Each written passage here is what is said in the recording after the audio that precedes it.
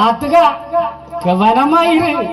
எண்ணையும் பாலையும் கண்டா எஸ்கேப் ஆயிடு. அவ்வளவு இது சாதாரண இடம் இல்ல மக்கா. நாகரிக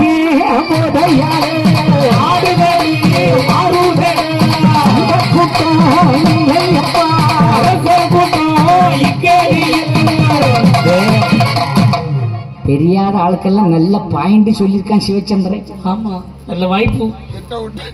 அவ்வளவு பேரும் மனசுல நினைப்பான் ஆடி மாதம் தான் இப்படி எல்லாம் ஐடியா இருக்கும்.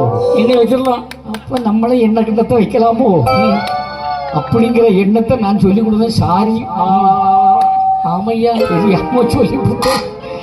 ஏன்னா எனக்கும் பயமா தான் இருக்கு. நாமெல்லாம் கதவை உள்ள பூட்டிட்டு தான் படுப்பேன். திடீர்னு எண்ணெய் வந்துடக்கூடாது, பால் வந்துடக்கூடாது. ஆமா ஆமா ஆமா, நிலைமை கவனமா இருங்க.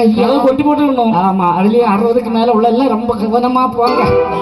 ஆமா, மல்லாக்கெல்லாம் படுக்காதீங்க. ஒரு பக்கம் ஒரு கிழிச்சு படுங்க, அப்பதான் வாழ்க்கை ஓடும். இது சிரிப்புக்கு சொல்லுத.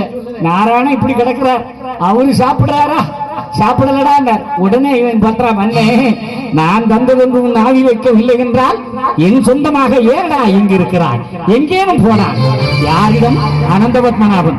யாருக்காக?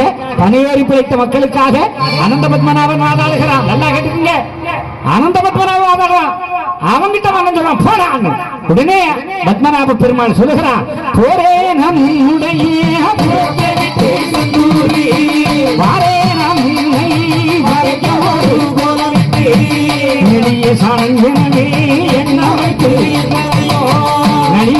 பேசி நகைத்தாயோ.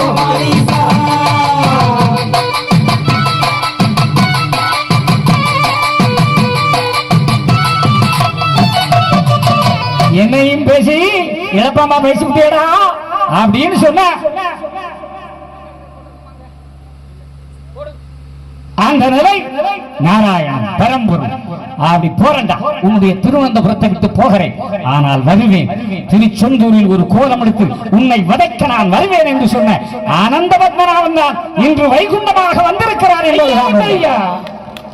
சும்மா யாராவது கதை விடலாம், ஐயா தாத்தா இவ பாட்டான்னு ஒன்னும் கிடையாது. திரு அகிலத்திரட்டு அழகாக சொல்லுகிறது, வருவேண்டா.